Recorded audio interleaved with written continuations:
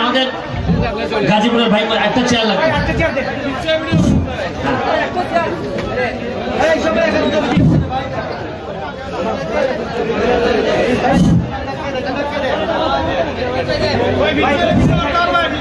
শুরু করিতেছি মহান সৃষ্টিকর্তার নামে, যিনি পরম করুণাময় এবং অত্যন্ত দয়ালু। প্রথমেই আমি আপনাদের কাছে কৃতজ্ঞতা জানাচ্ছি যে আমার জন্য আপনারা বিভিন্নভাবে বিভিন্ন জায়গায় আমার জীবনের নিরাপত্তার জন্য আমার এলাকার মানুষ এবং এলাকার বাইরেও যারা মানববন্ধন করেছেন, প্রতিবাদ করেছেন, আমি এবং আমার পরিবারের পক্ষ থেকে আপনাদের প্রতি আমি কৃতজ্ঞতা জানাই। আমি কখনোই চাই নাই যে আমার সাথে একটা গানম্যান থাকুক, আমার সাথে অস্ত্র থাকুক, এটা আমি চাই নাই। কারণ সাথে যখন অস্ত্র আসে তখন সাধারণ মানুষ থেকে একটু দূরে সরে যেতে হয়। আমি চাই নাই কোনোভাবে।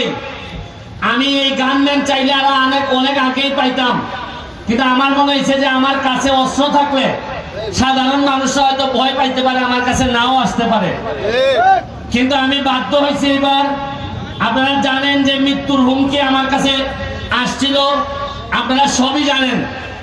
গত সপ্তাহে আমি এই হুমকি ইনকোয়ারি চলাকালীন কারণে আমরা গত সপ্তাহে আমরা খেলা মিস করছি। আমরা এখানে খেলতে পারি নাই। আমার কষ্ট হয়েছে যে মরলে মরে যেতাম, কিন্তু জীবিত থাকতে আমার এলাকার মানুষ আমার কারণে খেলা দেখতে পারতেছে না, এটা আমার কাছে কষ্ট লাগছে। আমি আজকের এই গত খেলায় আমরা ঘোষণা দিয়েছিলাম 10 তারিখ থেকে আমাদের গোল্ড কাপ শুরু হবে, বিভিন্ন জেলার দল আসবে।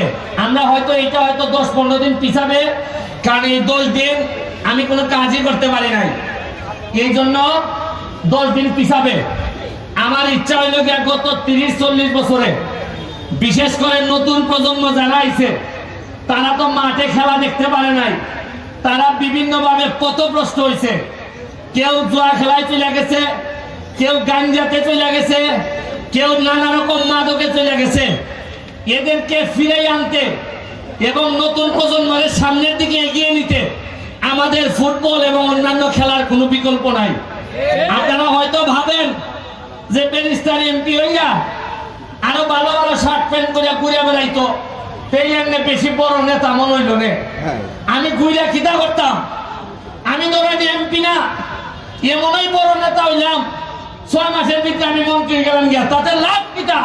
আমার এলাকার মানুষ যদি গাঞ্জা করতে, আরে গাঞ্জা করে এলাকার মন্ত্রী সে ভালো একটা এলাকার মন্ত্রী এমপি না হইল, এটা বড় ইজ্জত করে। 7 লাখ মানুষের নিঃশ্বাস পড়ে সকালবেলা ঘুম থেকে উঠতে আমার উপরে। 7 লাখ মানুষের কোনো কষ্ট হইল, মানুষের মনে করে এমপি মনে হয় পারল না। যেখানে খাওয়া দাওয়া বৃষ্টি হইলে মানুষের মনে করে হঠাৎ ইট মনে হয় এমপি দিতে পারল না। যেখানে ব্রিজ নাই মানুষের মনে করে একটা ব্রিজ মনে হয় এমপি দিতে পারল না।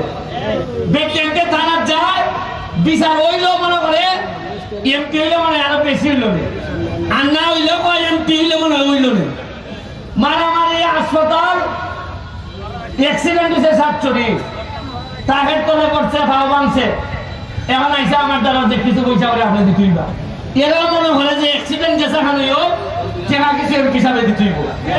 আমি জানি আমার বাসার যারা আসেন তারা বুঝবা যে আমার দ্বারা কত ধরনের কত রঙের মানুষ হয়, কিন্তু আমি মুখ ফুটিয়া কইতাম পারি না। আমি আল্লাহর ভাই চাইয়া ব্যারিস্টার হিসেবে যা ইনকাম করছি, আপনাদের ছোট একটা উদাহরণ দিই।